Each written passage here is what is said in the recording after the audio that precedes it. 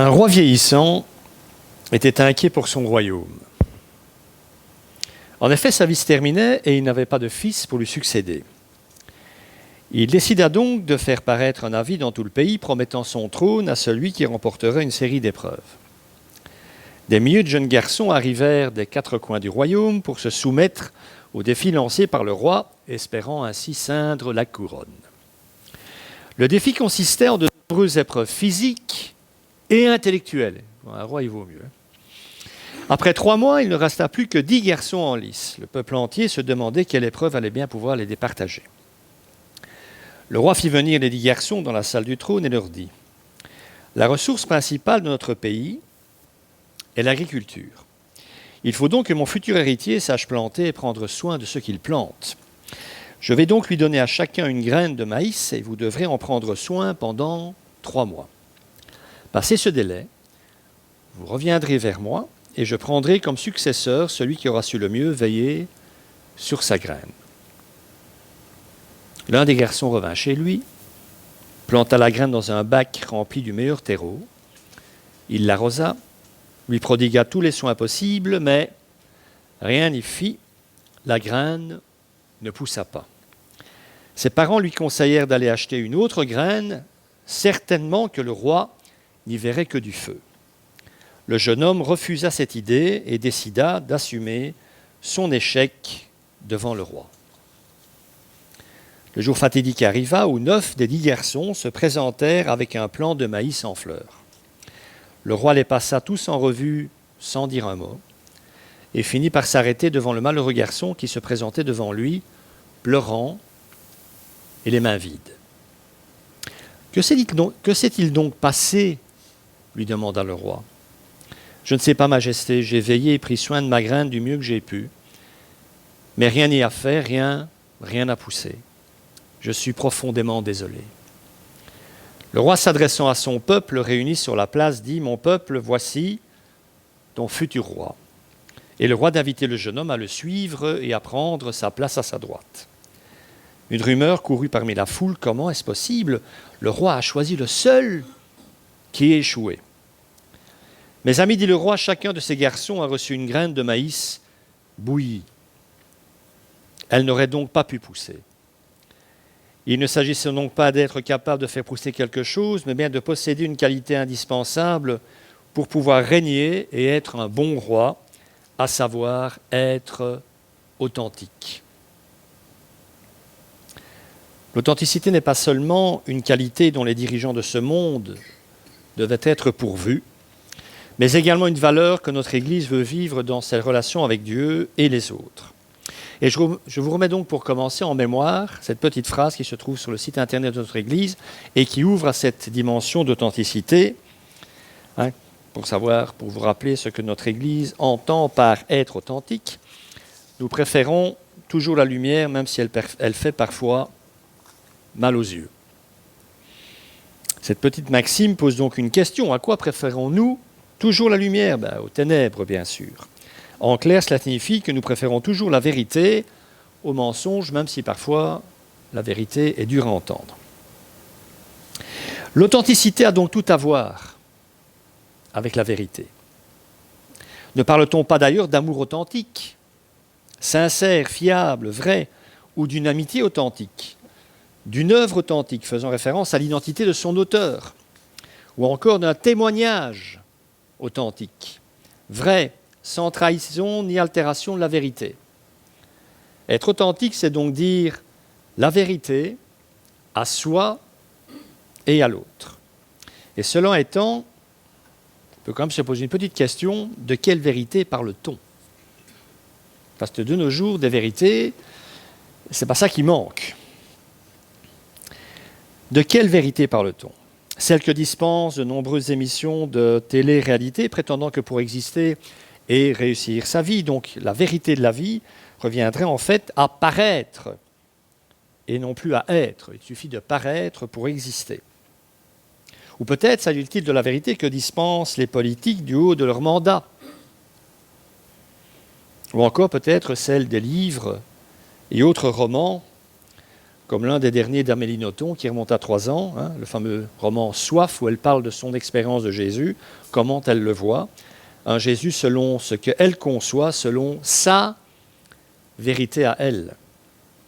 Peut-être encore, la vérité est-elle en lien profond avec les informations de nos journaux télévisés ou de toutes les publicités qui nous inondent quotidiennement. Toutes ces vérités ont un point commun, elles sont essentiellement subjectives. Tout comme notre vérité, même si nous ne nous en rendons pas compte, peut simplement se limiter à ce que je pense, ce que je ressens, et dans ce cas, pour nous aussi, enfants de Dieu, la vérité serait donc subjective, liée à ce que je suis par nature, ou par éducation, ou par héritage familial, ou que sais-je encore.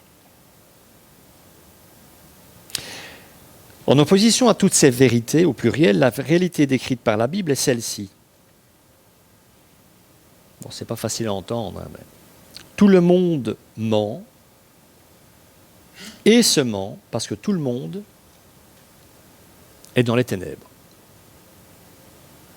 Puisque la vérité a quand même quelque chose à voir avec la lumière, à partir du moment où ce monde, les hommes sont dans les ténèbres, ils ne risquent pas de percevoir grand-chose de la lumière.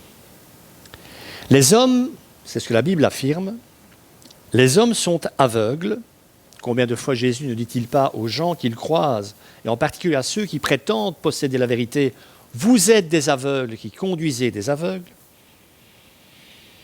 Les hommes sont aveugles et incapables de prendre conscience de leur état véritable. C'est ça le plus grand aveuglement. Et la conséquence de ça, c'est que le monde ne sait pas ce qu'est la vérité. Et il s'interroge dès lors parfois, mais rarement, me semble-t-il, de plus en plus rarement, sur ce qu'elle pourrait être, sur sa substance, sur son origine. Bon, les philosophes réfléchissent encore parfois à ce que peut être la vérité. Un personnage strictement, ou tristement plutôt, célèbre, s'est lui aussi posé la même question. Rappelez-vous, qu'est-ce que la vérité? Il s'agit de Pilate, bien entendu, quand Jésus lui est amené pour qu'il le juge. Pilate dit à Jésus, « Tu es donc roi ?» Jésus répondit, « Tu le dis, je suis roi. Si je suis né et si je suis venu dans le monde, c'est pour rendre témoignage à la vérité. Toute personne qui est de la vérité écoute ma voix. » Pilate lui répliqua, « Qu'est-ce que la vérité ?» Et Jésus est resté silencieux face à la question de Pilate. Il n'a pas répondu à la question de Pilate, ce qui est étrange. Moi, si j'étais en face de quelqu'un qui me pose cette question, en tant que chrétien, je tenterais de répondre. Jésus ne répond pas. D'abord parce que sa mission était d'aller jusqu'au bout de son amour pour l'homme, il fallait donc qu'il soit condamné. C'est donc pas le moment d'entamer un grand débat, mais il s'est également tu parce que pour Pilate, comme pour bon nombre de nos contemporains, la vérité est une question d'ordre philosophique, dont on peut débattre, qu'on peut relativiser, car elle serait donc relative. Pour Jésus, la vérité est théologique, elle prend sa source en Dieu. Plus même, la vérité est une personne à laquelle on rend témoignage. Et cette personne, c'est Dieu lui-même. C'est pour cette raison, nous dit Jésus, qu'il est venu dans ce monde pour rendre témoignage à quoi? À la vérité. Pour le christianisme, la vérité est une personne, le Christ. Rappelez-vous, je suis le chemin, la vérité et la vie, nul ne vient au Père que par moi. Seul Jésus-Christ pouvait rendre ce témoignage à la vérité de Dieu, étant Dieu lui-même. Et seul le Christ, le Fils, pouvait rendre témoignage à la vérité de la paternité de Dieu. Dire au monde que Dieu est un Dieu Père, étant Fils de Dieu. Pilate avait la vérité devant lui. Il avait la vérité incarnée devant lui et il ne l'a pas reconnue. Il a préféré, en quelque sorte, philosopher. Alors comment est-ce possible, me direz-vous peut-être? Comment peut-on philosopher alors qu'on se trouve en face de Dieu même?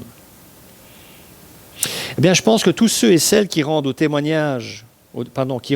quotidien témoignage à la vérité, les chrétiens qui partagent leur foi, qui disent Dieu par leur vie et leurs paroles, sont confrontés à cette même réalité. Les hommes semblent hermétiques à la vérité.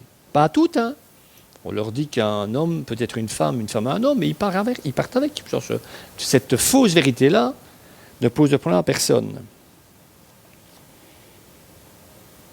Voici comment Paul aborde ce phénomène. L'explication que Paul donne à cette, entre guillemets, incapacité de l'homme à voir la vérité vraie. C'est un texte de l'Épître aux Romains. La colère de Dieu se révèle du ciel contre toute impiété et toute injustice des hommes qui, par leur injustice, tiennent la vérité prisonnière ou la vérité captive, car ce qu'on peut connaître de Dieu est évident pour eux, puisque Dieu le leur a fait connaître. Les hommes, dit Paul, retiennent la vérité captive, la vérité avec un grand V, par leur injustice. C'est-à-dire leur capacité à faire le mal et leur incapacité à le reconnaître parce que leur conscience, quoique parfois allumée par la morale de Dieu, est enténébrée. Il ne faut pas être chrétien pour parfois faire des actes de bonté. La preuve ultime de cette réalité est manifestée par le refus de l'homme de reconnaître Dieu en tant que tel, ce que Paul nomme ici l'impiété, et d'avoir au cours de son histoire passée et présente continué à placer d'autres choses ou d'autres personnes à la place qui revenait de droit à Dieu. Ce qui a entraîné l'homme dans toute une série d'agissements condamnables, et on y est encore, et ça va de mal en pis, et pour lesquels d'ailleurs les hommes sont condamnés par Dieu sans même en avoir conscience. C'est dire leur aveuglement. Le psaume 50 faisait déjà allusion à cette réalité. Si toi, un voleur, s'adresse à des juifs, mes amis, qui sont supposés connaître Dieu, hein, rappelez-vous du fils aîné.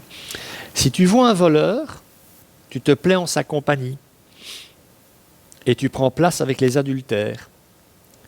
Tu livres ta bouche au mal et ta langue est un tissu de tromperie. Si tu t'assieds, c'est pour parler contre ton frère, pour dénigrer le fils de ta mère. Voilà ce que tu as fait. Et parce que je n'ai rien dit, tu t'es imaginé que je te ressemblais. Mais je vais te reprendre et tout mettre sous tes yeux. Alors pour quelqu'un qui croit en Dieu, qui possède la vérité, la bonne nouvelle, quand il fait l'andouille, c'est que tôt ou tard, Dieu va lui passer les plats. Il va dire, maintenant ça suffit mon grand garçon, il va falloir qu'on parle. Et ce que je vais te dire ne va pas te faire plaisir. L'homme a du mal avec ça. On entend souvent des gens dire, oui mais moi je suis un mec bien, ou je suis une femme bien, et je fais du bien autour de moi, et je fais du bénévolat, et enfin tout ce qu'on peut entendre encore et toujours, mais le fondamental, ce qu'il faut continuer à dire aux êtres qui nous entourent et que nous sommes supposés aimer, c'est que ne pas reconnaître l'existence de Dieu, ne pas l'adorer comme tel, est le premier péché. Le premier péché de l'homme. Et la première et la plus grande des injustices. J'ai appelé ça à quelqu'un encore la semaine passée. Un non-chrétien. Qui a des enfants. J'imagine, tu te prépares un repas pour tes enfants quand ils rentrent de l'école, et puis ils rentrent, ils ne te disent pas bonjour. Ils disent bonjour les enfants, c'était pas une bonne journée? Ils ne répondent pas, ils montent dans leur chambre, ils descendent à l'heure du repas, ils passent à côté de la table, ils se font un sandwich eux-mêmes, ils laissent ce que tu as préparé sur la table, ils disent, vous ne mangez pas ce que j'ai préparé? Ils ne te répondent pas, ils retournent dans leur chambre, et comme ça, jour après jour, après jour, après jour, après jour. Et bien, c'est exactement ce que Dieu subit au quotidien de la part des hommes.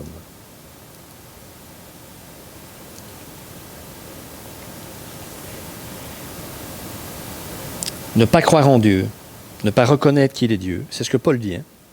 C'est le plus grand péché de l'homme, c'est le premier. Et c'est pour cela, pour ce péché-là entre autres, que les hommes passeront au jugement, indépendamment de leurs bonnes œuvres, s'ils en ont fait. C'est cette attitude qui retient la vérité captive. Et le terme grec est intéressant, c'est un terme qui fait référence au fait de garder ou d'emprisonner un prisonnier de guerre, ou de dompter un animal qui, par définition, est indomptable. Donc c'est quelque chose Pour garder cette vérité captive, l'homme doit y mettre quelque chose. Ce n'est pas une passivité de sa part. Il se bat intérieurement pour garder cette vérité captive, dit Paul. C'est pour ça qu'il est coupable devant Dieu. Il ne se laisse pas faire. Il dompte cet animal qui est lié quelque part à sa conscience. Et puis la deuxième dimension, l'homme qui vit dans le péché a tout intérêt, c'est du moins ce qu'il pense, ou ce que les difficultés, le tourbillon de sa vie lui suggèrent de retenir, il a tout intérêt à étouffer la vérité. Mais une fois qu'elle commence à le titiller, afin de s'affranchir de son emprise, car autrement, cette vérité ne laisserait pas sa conscience tranquille. Vous avez la vérité en vous, vous avez le Saint-Esprit en vous. Combien ça prend de temps dans votre vie pour savoir que vous avez fait quelque chose que Dieu n'aime pas et pour être pas bien par rapport à ça? Combien de temps votre conscience vous laisse-t-elle tranquille avant de faire tilt? Normalement, pas longtemps. Comprenez? Ouvrir à la possibilité de Dieu est un risque pour l'homme. Dans un autre psaume, David dira encore avec force et clairvoyance ce que Paul, c'est intéressant, réaffirmera quelques 1000 ans plus tard. Psaume 53, je le lis pour vous, un verset. Vous connaissez, L'insensé ou le fou, suivant les traductions, dit en son cœur, il n'y a pas de Dieu. Vous savez, il y a des textes dans le Nouveau Testament, je pense à un texte dans l'Apocalypse, qui dit que le jour du jugement, toutes les bouches seront fermées. Quand vous parlez de votre foi, des personnes, elles vous disent « Oui, mais Yves, tu sais, moi, s'il y a un Dieu, je m'arrangerai avec. » Mes amis, personne ne va s'arranger avec lui. Vous savez pourquoi toutes les bouches seront fermées? Parce qu'ils seront face à Dieu. Et là, croyez-moi, ils n'auront plus envie de dire quoi que ce soit. Ça va être terrible. Autour des Hébreux, il est terrible de tomber entre les mains du Dieu vivant. L'insensé dit en son cœur, oh, il n'y a pas de Dieu. Dieu n'existe pas. Donc cette vérité gardée captive dont parle Paul est la même que celle dont Jésus parle à Pilate. L'existence de Dieu et les exigences morales qui en découlent. D'ailleurs, et c'est intéressant, Pilate, dans le jugement qu'il rendra en condamnant Jésus, après avoir reconnu lui-même qu'il n'y avait aucun motif à le condamner, manifestera par le verdict qu'il rendra que l'homme est bel et bien déchu de la vérité. Il ne pose pas un acte de vérité en condamnant un innocent, quelqu'un qu'il sait être innocent. Son acte de condamnation envers un innocent programme le fait qu'il est bel et bien perdu et qu'il est ignorant de ce qu'est la vérité. Au travers de ce jugement, il se condamne en fait lui-même. Imaginez Pilate devant le jugement, au jugement devant Dieu, avec le Christ à la droite de Dieu. Il n'y a pas besoin qu'on lui explique. Dans les faits, les hommes font volontairement prévaloir l'injustice sur la vérité. Ils étouffent, dit Paul, la vérité par l'injustice. Et ils empêchent par là même le germe de la vérité divine en eux se développer. Comme notre semence de maïs, ma petite histoire du début. L'homme est en train de bouillir les semences que Dieu tente tous les jours de semer dans son cœur.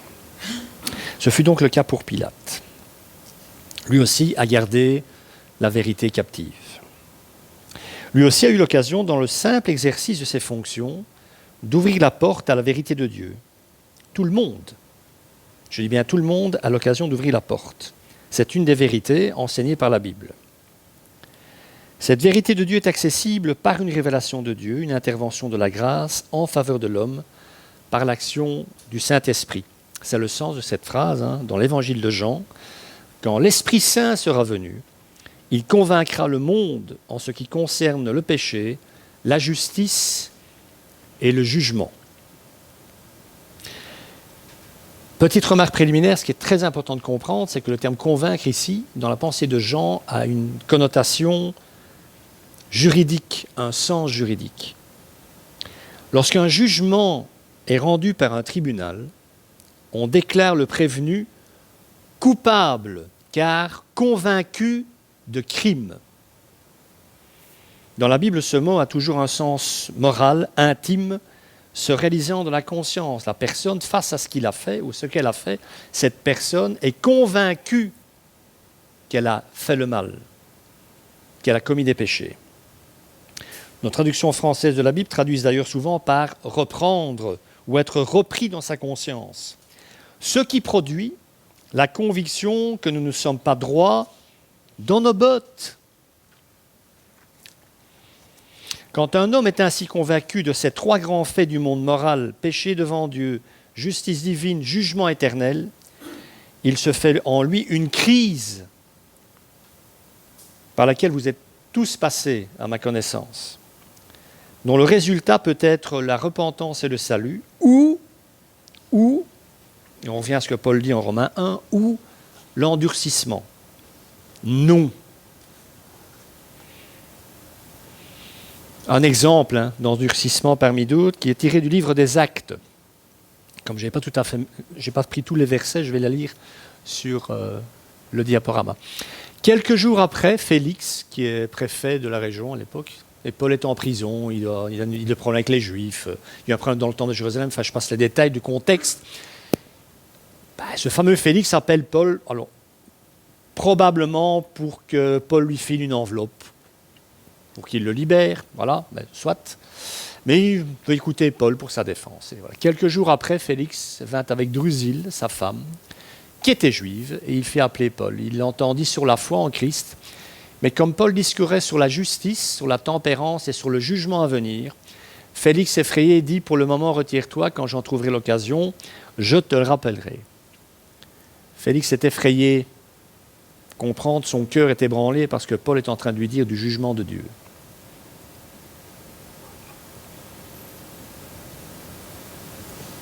Il est donc tout à fait possible de résister à la révélation que Dieu veut faire de lui-même. Pourquoi ? C'est idiot de résister, encore une fois, à cette évidence de Dieu. Eh bien, toujours l'évangile de Jean, parce que toute personne qui fait le mal déteste la lumière. Et elle ne vient pas à la lumière pour éviter que ses actes soient dévoilés. C'est ce que Jean dit en chapitre 3. Qu'est-ce que la vérité ? C'est donc d'abord la révélation d'une personne, Dieu au travers du Christ. Et c'est aussi l'évangile, celui que nous sommes supposés proclamer. C'est la main tendue de Dieu à l'homme. C'est aussi la révélation d'une parole. On va prendre ce texte, si vous voulez bien.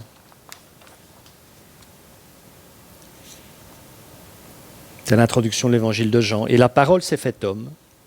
Elle a habité parmi nous pleine de grâce et de vérité. Et nous avons contemplé sa gloire, une gloire comme celle du Fils unique, venu du Père. » La parole s'est faite homme. Alors cette parole qui s'est incarnée pour venir vivre parmi nous et nous annoncer la grâce et la vérité de Dieu, disponible pour chaque homme, c'est bien entendu le Christ.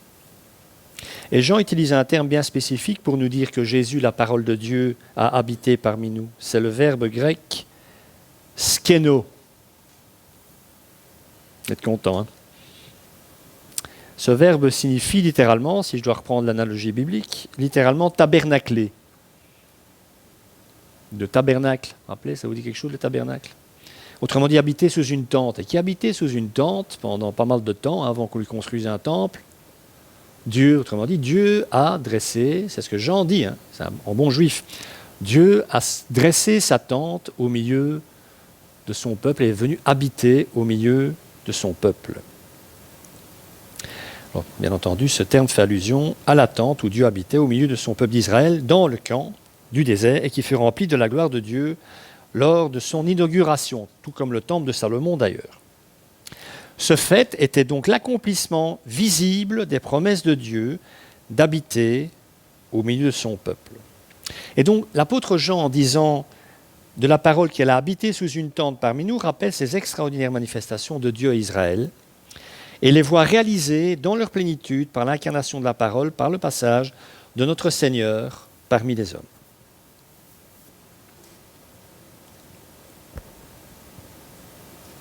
Jésus est donc la parole créatrice de Dieu, préexistante à toute chose et parfaitement Dieu, comme le dira le même Jean dans le prologue de son évangile.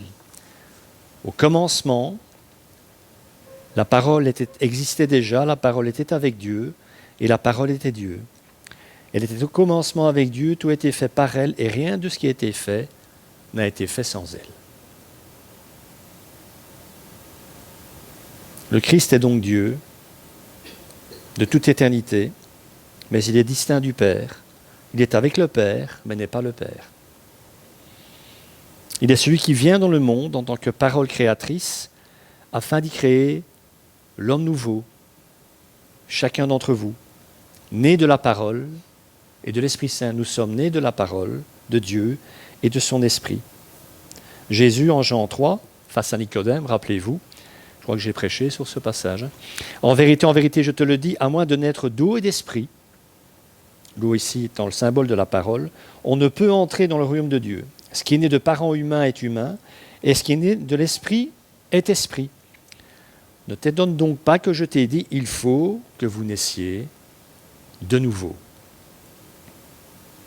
Il faut donc comprendre que pour sauver, créer et faire naître un être de chair et de sang à la vie de l'Esprit de Dieu qui est esprit, il fallait que la parole s'incarne dans la chair et le sang et qu'elle se donne en chair et en sang pour que la chair et le sang, nous héritions de la vie éternelle. Il fallait que le Fils éternel de Dieu soit fait homme. C'était le choix à faire, il n'y en avait pas d'autre. Alors vous comprenez maintenant pourquoi les petits protestants que nous sommes attachent autant d'importance à la parole écrite de Dieu. C'est pour cela que nous parlons d'inhérence quand nous parlons d'inspiration de la Bible. Parce que la parole de Dieu est indissociable de son être, de ce qu'il est par nature. C'est pour ça que Paul peut affirmer dans la deuxième épître à Timothée que la parole de Dieu est littéralement spirée. C'est traduit par inspiré, mais c'est spiré, elle est le souffle de Dieu. Et de là la demande de Jésus à son Père en faveur de ses disciples. Il va demander à Dieu, à son Père, de les protéger, de les garder dans ce monde qui n'est plus le leur, de garder leur témoignage, etc., de tous ceux qui doivent croire après eux, grâce à eux. Et après tout ça, comme pour dire, c'est le moyen par lequel tu vas les garder en ce monde, il dit, sanctifie-les par la vérité. Ta parole est la vérité. Change-les, fais toutes choses nouvelles en eux. Humanise-les en les divinisant par ta parole qui est la vérité et la vie de l'Esprit Saint en eux. C'est la prière de notre Sauveur et Seigneur pour chacun d'entre nous. Et je pense qu'aujourd'hui encore, lorsqu'il intercède pour nous, c'est encore et toujours sa prière adressée à son Père. La Bible est donc la vérité révélée du Dieu trinitaire, mais aussi de l'homme et de son égarement loin de Dieu, de l'amour de Dieu pour l'homme et de sa volonté divine pour sa vie ici-bas, et des promesses pour celle qui vient, parce que la véritable vie vient, mes amis, avec le royaume. Alors beaucoup de gens de nos jours sont tellement pris par leurs activités matérielles, chrétiens compris, qu'ils n'ont plus le temps, c'est ce qu'ils disent, pour ce qui est spirituel. Quand on parle de Dieu à des gens, la plupart des gens vous diront « Oh ben, j'ai pas le temps pour tout ça. » Ah, d'accord. L'éternité, c'est l'absence de temps, et c'est très long. Si on est un peu séparé de Dieu pour l'éternité, ça va être très long l'éternité. Mais ce temps, il faudrait peut-être mieux le prendre. Car ce que je ne vous ai pas encore dit, c'est le pourquoi il faut vraiment s'intéresser à la vérité. À cette vérité donc que le Christ nous révèle. Alors il dit aux Juifs qui avaient cru en lui, c'est bien entendu Jésus qui parle, si vous demeurez dans ma parole, vous êtes vraiment mes disciples, vous connaîtrez la vérité et la vérité vous rendra libre. La vérité vous rendra libre. Libre de quoi? Ça nous aidera aussi, poser la question, libérer de quoi? Ça va nous permettre de comprendre aussi, peut-être qu'il y a encore des choses dans nos vies dont on n'a pas envie d'être libéré. Bon, pour différentes raisons. Hein. Commençons par le commencement. Cette promesse est d'abord, mais vous l'aurez compris, un encouragement et constitue dans le même temps, peut-être un peu bizarrement, aussi une épreuve pour ceux qui avaient cru en Jésus. Et que Jésus distingue donc de la foule qui est présente par ces mots, « Vous, si vous demeurez dans ma parole ». Demeurer dans la parole de Jésus. Demeurer dans la parole, c'est la pratiquer, la vivre dans une obéissance persévérante et en vivre par l'intelligence, par la conscience et par le cœur. Il faut comprendre ces paroles. Elle doit devenir notre boussole en termes de conscience et de choix de vie. Et il faut la laisser transformer notre cœur.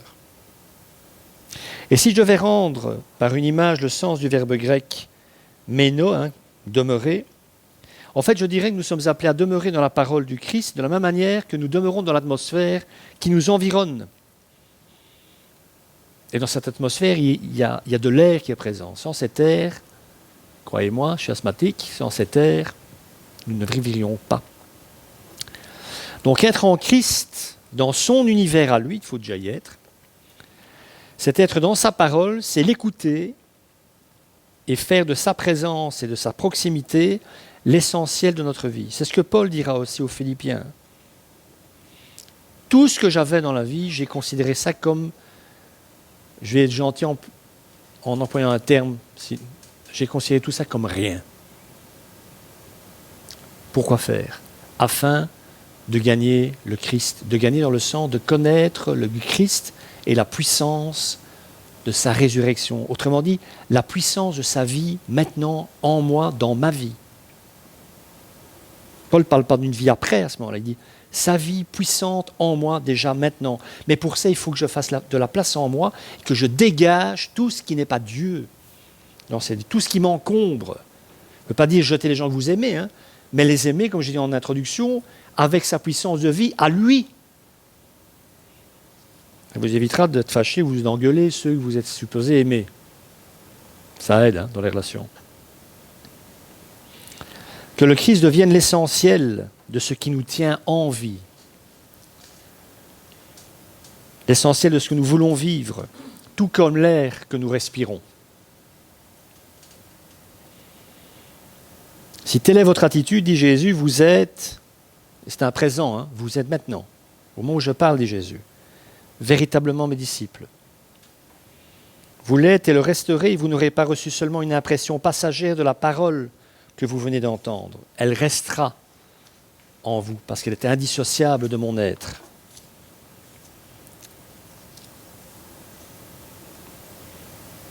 La vérité qui est le contenu de ma parole, dit Jésus, cette vérité qui est la parfaite révélation de l'essence de Dieu, qui est amour, cette vérité que je suis moi-même et qui est en moi le rayonnement de ma sainteté, de mon être profond, cette vérité-là, et c'est la seule, vous rendra libre. Quelque vérité que l'homme s'invente au quotidien, cette vérité, croyez-moi, ne le rend pas libre.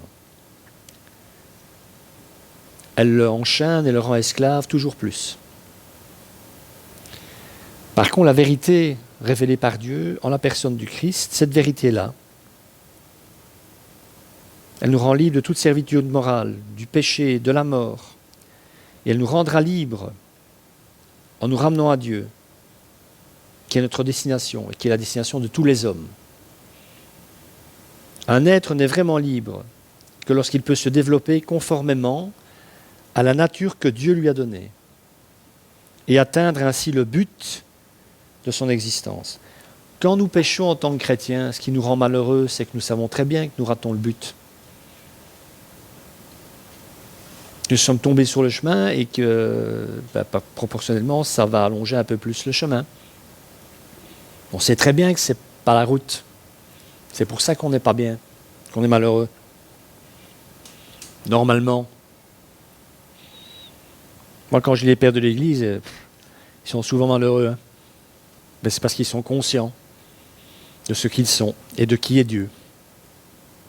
Donc en nous disant ce qu'est la vraie liberté, Jésus nous encourage à persévérer dans notre foi, mais en même temps, il met cette foi à l'épreuve et cherche à l'épurer en la débarrassant des éléments de propre justice, d'orgueil, parfois même d'espérance politique ou religieuse purement humaine, dont elle est encore trop souvent entachée, cette foi. Et nous aborderons cette problématique la semaine prochaine. Et vous l'aurez compris, cette vérité révélée, nous en sommes les objets. C'est à nous que cette vérité est supposée s'appliquer en premier, nous qui avons cru. Et appliquée à nous dans le sens où nous devons la vivre, afin que les hommes qui ont tant besoin de Dieu puissent trouver un signe de sa présence en ce monde, de la présence de son amour en ce monde. Ça passe par nous. J'ai déjà dit, mais c'est important de comprendre ça. Parce que si ça ne passe pas par nous, ça veut dire que sa présence réelle au monde actuel est défigurée. Que nous sommes en quelque sorte des faux témoins. Et ça ne peut pas arriver, ça. Parce que de présence, j'ai déjà dit ça aussi, mais je le répète, de présence au monde, le Christ n'a que vous, n'a que moi. Là où vous êtes, dans tout ce que vous faites.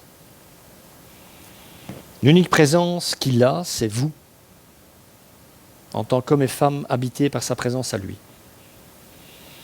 Donc à un moment, les gens devraient quand même se dire « machin, ça dégage. Hein. Fonctionne pas comme les autres. Hein. » C'est de cette manière-là que cette vérité avec un grand V, majuscule, sera proclamée. C'est le rôle principal de l'Église. Pour ça, nous sommes encore là. Donc être authentique, c'est dire la vérité à nous-mêmes, quand c'est nécessaire, et aux autres. Mais ça, comme je l'ai dit, alors ce n'est pas pour dimanche prochain, parce que c'est Geoffrey qui animera le culte, puisque moi je ne serai pas là, mais ce sera pour dimanche en 8. Vous avez donc une semaine en plus pour potasser et réfléchir. Que le Seigneur bénisse sa parole. Amen.